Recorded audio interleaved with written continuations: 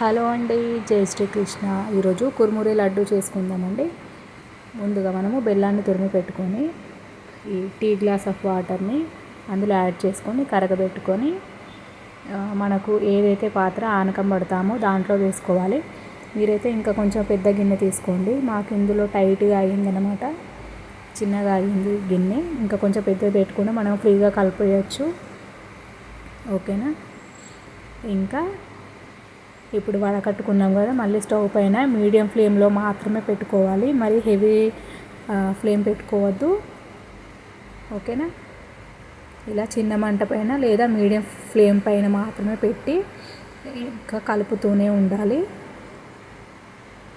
ఇంకా మనము సైడ్కి ఒక ప్లేట్లో కొన్ని నీళ్ళు వేసుకొని చెక్ చేసుకోవడానికి అన్నమాట.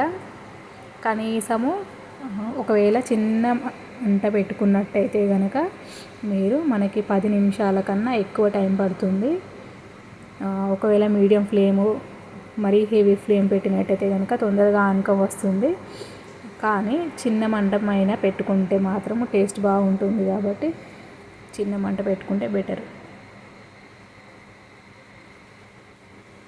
ఇలా చూడండి, నీళ్ళలో వేసినప్పుడు కరిగిపోకూడదు, ఇలా తీగ పాకంలాగా కూడా రాకూడదు అన్నమాట.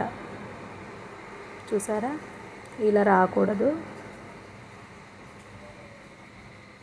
ఇంకా మనము ఇట్లా చేతిలోకి తీసుకుంటాం చూడండి, చేతిలోకి తీసుకున్నప్పుడు ఇట్లా బిల్లలాగా రావాలన్నమాట మన చేతిలోకి. మళ్ళీ అది ఒకవేళ నీళ్ళలో వేసినా కూడా కరగకూడదు. అప్పుడైతే మనకు ఆనకం వచ్చినట్టు అన్నమాట. ఇప్పుడు వచ్చిందండి.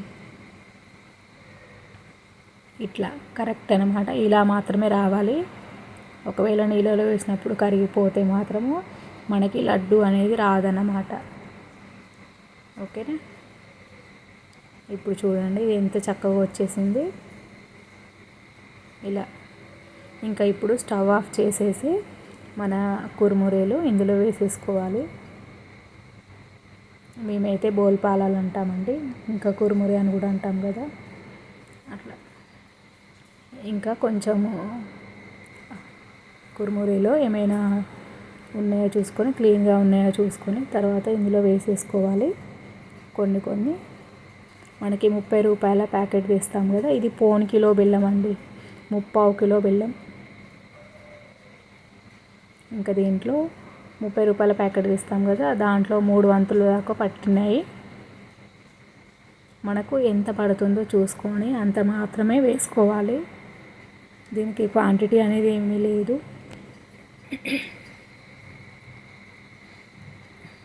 ఇంకా దీన్ని మంచిగా కలుపుకోవాలి. ఫస్ట్ ఫటాఫట్ తొందరగా కలుపుకుంటే మనకి చక్కగా కలుస్తుంది.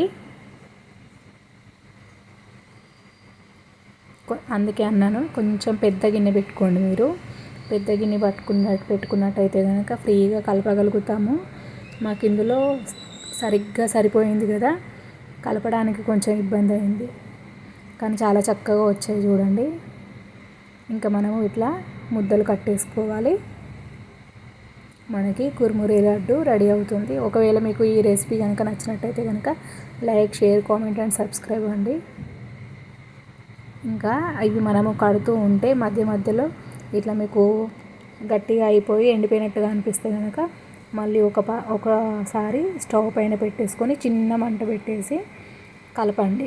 మీకు అట్లా అయితే కొంచెం లూజ్గా అవుతుంది, మళ్ళీ ముద్దలు కట్టడానికి వీలుగా ఉంటుంది. ఓకేనా. ఇంతే అండి, చాలా అంటే చాలా టేస్టీ ఉన్నాయి. మా ఇంట్లో అయితే అందరికీ ఇష్టం అండి ఇది నేను మా పిన్నికి వీడియో కాల్ చేస్తున్నాను. మా ఇంట్లో అందరికీ ఇష్టం, కానీ చేయటం రాదనమాట మాకు. ఇంకా పిన్ని గారు చూస్తూ వచ్చింది ఆనకం అనేసరికి మేము తీసేసాము. ఆవిడ వీడియో కాల్లో చెప్తూ ఉంటే నేను వీడియో కూడా తీశాను, నాతో పాటు మీ అందరికి కూడా ఉపయోగపడుతుందనే ఉద్దేశంతో. ఈసారి అయితే చాలా చక్కగా వచ్చాయి. పోయినసారి నేను చేశాను, అయితే అది లేత పాకం రావటం వల్ల రాలేదు.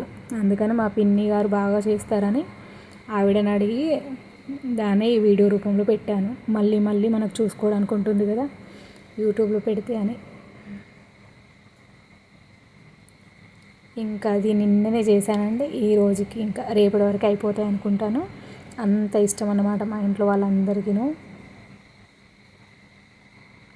చాలా అంటే చాలా బాగా వచ్చాయి టేస్ట్ కూడా. ఈ బెల్లం కూడా చాలా అంటే చాలా బాగుంది.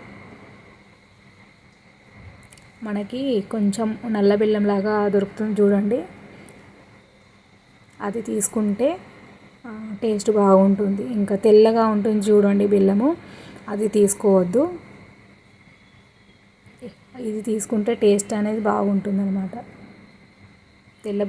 తెల్ల బెల్లము మనకు చక్కెర దాంతో కట్టినట్టుగా ఉంటుంది కాబట్టి నల్ల బెల్లం అయితే క్వాలిటీ చాలా బాగుంటుంది. ఇంకా ఇలా మొత్తం అన్నీ కట్టేసుకున్నామండి.